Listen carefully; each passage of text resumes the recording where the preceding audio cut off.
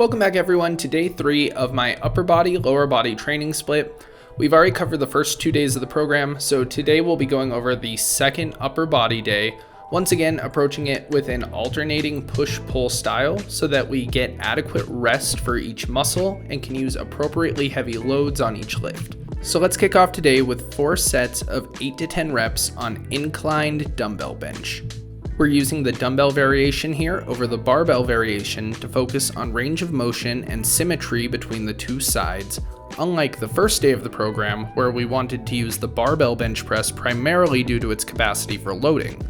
So while you won't be able to load an inclined dumbbell bench press quite as well as you could an inclined barbell bench press, the dumbbells allow for a slightly greater range of motion at the bottom of the movement, placing a greater stretch on the chest as well as getting more adduction of the shoulders at the top of the rep to get a bit more squeeze on the pecs.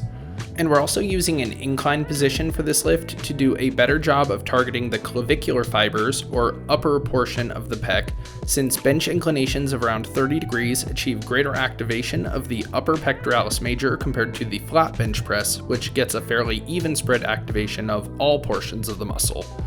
And we know that the upper chest is commonly underdeveloped in lifters, so it's important to sometimes choose exercises that get that upper pec a little bit of extra work. We also want to remember not to let the elbows to drop all the way to the sides, but to keep the movement as a type of shoulder adduction with only a small amount of shoulder flexion involved, since the primary action of the pec major is to horizontally adduct the shoulder. Think about pushing the weight straight up, directly resisting gravity, and keep the hands stacked directly over the elbows so that you aren't losing any force as you push the weight up. Next up, we have 4 sets of 8 to 10 reps of pronated lat pulldowns. This lift will primarily target the latissimus dorsi, which is a large muscle of the back that's responsible for both adduction and extension at the shoulder. To set this lift up, attach a regular lat pull-down bar to the machine, set the knee pads to the correct height so that you're secured to the floor with flat feet, and then stand up to grab the bar, sit down, and lean back slightly by about 20 to 30 degrees. From here, we want to focus on adduction of the shoulder by driving the elbows down, going through a full range of motion from up at the top to pulling the bar down to right around the collarbone, avoiding the mistake of pulling as low as you possibly can, which leads to shoulders rounding forward and tension being taken off the lats. Using a medium grip width is my personal preference, since EMG activation data in this 2014 study found either equal or slightly higher activation of the biceps, lats, traps, and infraspinatus in a medium grip when compared to a wide or close grip pronated pull down. Not to mention, going too wide can limit range of motion at the top, and going too close can force the arms forward into more of an extension movement, which isn't what we're going for on this lift. Moving on to exercise number 3, we have 3 sets of 10 reps of weighted dips. Now, dips are traditionally considered a tricep exercise since elbow extension drives a major part of the movement, but dips also work through shoulder flexion and horizontal adduction depending on the width of the grip, making the front delts and pecs work as primary movers as well. So in order to maximize muscle growth and safety during the dip, we want to keep a slightly forward lean with the legs hanging straight down. We're going to keep that body position as we lower ourselves down to about a 90-degree angle at the elbows before pushing back up to the top. Sometimes people want to go as low as possible with their dips, and while I wouldn't say there's necessarily anything wrong with going past 90 degrees, it can put a lot of anterior stress on the shoulder joint, and if the dip is causing you pain in your shoulder, you're likely going too low. Next up for exercise number 4 is the seated row for 3 sets of 10 reps. Since the lats target both adduction and extension of the shoulder, we want to make sure to train both of these movements. The pull downs from exercise number 2 effectively targeted adduction, so now we want to focus on shoulder extension.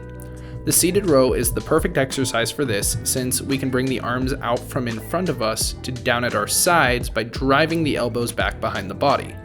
The elbows do need to stay tucked to our sides when we do this, because the more they flare out, the more the exercise will target the rear delts or the upper back.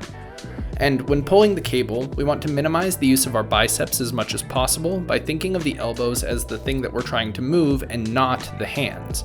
If you imagine the hands as just a hook to hold onto the bar and nothing more, it'll make it easier to pull through the upper arm, keeping the lats active.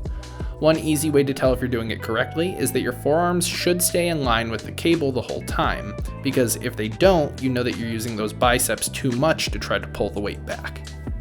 Exercise number 5 is going to target the mid delts with 3 sets of 10 reps of eccentric focused lateral raises. This exercise will use a 1 up 3 down tempo, focusing on a normal speed raising of the weight with a lengthened lowering period to focus on that eccentric contraction that muscles are better at. I'll typically go a bit heavier on this lift than a normal lateral raise because I allow myself a little bit of cheat to get the weight up to take advantage of the fact that muscles are stronger on the eccentric contractions. Now, that doesn't mean that I pick up something way too heavy and then swing it up in a dangerous way, but I'll allow myself a little bit of minor form breakdown to get the weight up, provided I'm maintaining control of the weight and I'm not using jerking movements that could lead to injury. Next up for exercise number 6, we have 3 sets of 10 reps of preacher curls. The elbow position will take tension off of the long head of the bicep, putting more of a load on the short head. This is the opposite of what we did on day 1 of this program, where we used an extended arm position during seated curls to place a greater load on the long head of the bicep. With this exercise, we really just want to focus on full range of motion, bringing the weight all the way down before curling it back up without letting our butt lift off the bench or our shoulders pull forward with the weight.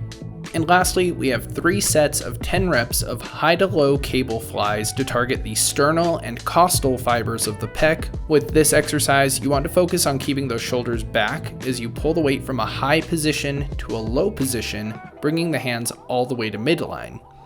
This line of pull will match those of the costal and sternal fibers of the pecs and help to develop that square pec shape that can be seen in people with very well developed chests. So that's it for this upper body workout. Let me know in the comments what you think of it once you've done it. Be on the lookout for part 4 of the program. That's going to be out really soon. That'll be the second leg day.